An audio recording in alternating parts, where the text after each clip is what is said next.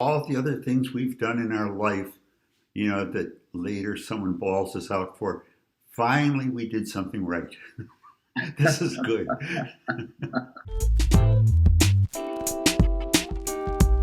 Hey friends, welcome back to the channel. If you're new here, my name is Vibhor. I am an executive agile and leadership coach based in Toronto, Canada. And in this video, we will talk about some of the key questions that we all have regarding the new Scrum Guide 2020. The clips in this video are taken from the 2-hour-long official Scrum Guide 2020 video from Scrum Inc., the link of which is in the description in case you want to check it out. Also, as always, everything I mention is going to be linked as timestamps in the video description on YouTube and in the pinned comments, so feel free to skip around the video if you feel like it. Let's start with question number 1. Why are we changing the Scrum Guide? We've been talking about changing the Scrum Guide so it's suitable for every domain and every department in every company. Indeed, Scrum revolutionized software development, and although we sort of been using it in industries other than software, such as hardware, healthcare, construction, HR, and artificial intelligence, Scrum Guide 2020 has been adjusted to officially support these domains. This is our best guide so far. When we did the very, very first guide back in 2000, right after the Agile Manifesto, it was 160 pages and it had 7 phases. This is an improvement. Yeah, we're down to 13 pages. I mean, I think this is just as good for a sales team now as it is for a software development team. Question number 2. What is the main highlight of Scrum Guide 2020? So we made Scrum Guide less prescriptive. As we proceeded, we would get questions. How do you do this? How do you do that? How does that happen? And it would bother us, so we would try to put something that would guide or instruct or give people information on how to do it. And I think I started it by the 3 questions you ask during the daily Scrum. And then we also had, how you do refinement. So we put in things that we thought would help you through. So Scrum itself is much less prescriptive. So although Scrum Guide is less prescriptive now, it is still a lot prescriptive for being an agile framework. And this makes us wonder, when does it make more sense to follow Scrum Guide word by word, and when it doesn't? And in my opinion, it depends a lot upon the level of agile maturity you are in. So if yours is a new agile team, or in other words, you are at shoe stage, then you should follow Scrum Guide line by line. If you are in the ha stage or have been doing Scrum for some time, then you should start questioning the practices prescribed in the Scrum Guide. Once you reach the re level or a mature stage, then you should replace the prescribed practices with the ones that most suit your situation. You can check out this post on LinkedIn where I have described it in a little more detail, the link of which is in the description. Question number 3. What's new in Scrum Guide 2020?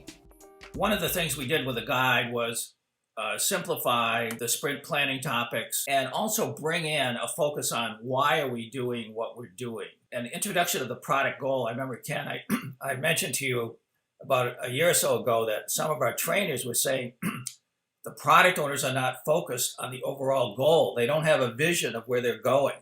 So the team is supposed to know long term where are they going, as well as for each sprint, what is the goal of that specific sprint? So now we have this new term called product goal, which can be equated to the overall product vision, the elevator pitch to the popular question, what the Scrum team is working on. The guide does not provide any prescription on how to write a product goal, and as such, Scrum teams are free to define a goal in a way that is right for their context. Question number 4. What about the artifacts? Each of the 3 artifacts has certain commitments. So for the product backlog, the product goal is the commitment. For the sprint backlog, the sprint goal is the commitment. The increment has a definition of done. They all exist to bring transparency and focus towards the progress of each artifact. Question number 5. What about the role of the product owner? When we said that there was one team, a problem we had heard arguments after arguments after arguments about is the product owner is one team, but then the developers are a separate development team. and the Scrum Master kind of floats out there. And where you get with that is you wind up with what I see in sprint reviews, where the product owner is pounding on the table saying, "You promised me you would do this for the sprint. Why didn't you do it?" If that person is part of the team, they were part of the committing to what they thought they could do. That's right. And I think to some level, we all can relate to it that sometimes product owners put themselves apart from the Scrum team. This is most apparent during the sprint planning meeting, where the development team somehow appears to be a separate team altogether, with product owners acting as external stakeholders demanding features. Well, this is all taken care of by Scrum Guide 2020, where the emphasis is on we instead of they or them. Product owner is now officially part of the single Scrum team, consisting of the development team and the Scrum Master. Question number 6. What is the intent behind removing the term servant leadership? The intent is the same as the past. But as we were beginning to put this guide together, Ken said to me, "I think the biggest problem in Scrum is the word servant leadership." And I said, "Why?" He said, "Because many people have interpreted that as they don't need to enable the team to improve, and they're not responsible for that improvement. And we have many management teams saying, we're paying these Scrum Masters a lot of money, but they're just secretaries. Why should we pay them?" And so we said, we got to do something about that, because the Scrum Masters' livelihood depend on them being really valuable contributors to the community. So initially, Ken says, let's just take servant leadership out of the guide. And so then we thought about it. We said, okay, really the problem is that the Scrum Master is not doing the leadership part of servant leadership. So let's just reverse the words. It's still the same thing, but the leadership is front and center. Not that you're going to tell people what to do, but you're going to talk to the people and explain the importance of what we're doing, create inspiration for the people, and then you're going to get out there and take blows for your team. That's what a great team captain does. So Scrum Masters are still servant leaders, but the misunderstanding that was created by the term servant is now removed. Scrum Masters now officially have the power to be assertive, which we already were, but now it is official. Question number 7. Why did we remove the 3 stand-up questions?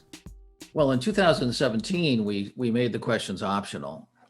And the reason for that, we saw teams using other techniques that were quite effective. And we also saw a lot of misuse of the questions. Some teams, it was just a status report.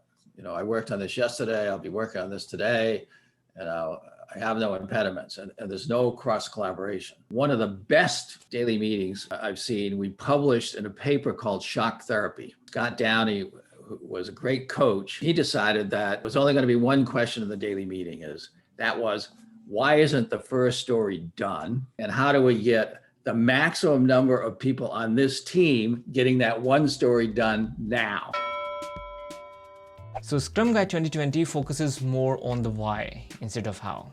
But again, I will urge you to be a little bit cautious. Do not treat Scrum Guide as a silver bullet to all your problems. Remember, Scrum is only a framework to help you to be more agile with your approach.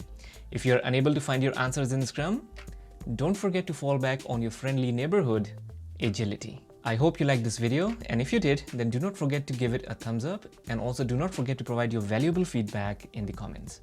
I'll see you in the next video. Should they be wearing Scrum hats? Scrum hats? Yeah, you could buy little Scrum hats. Back when you started, remember we had the all black shirts that said Scrum the all black shirts on the back. They don't sell them anymore. Is that right? Yeah, and strangely enough, they're too small for me now.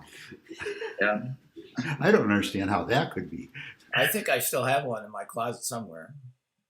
Maybe I should have pulled it out for this meeting, huh? That would be a good one.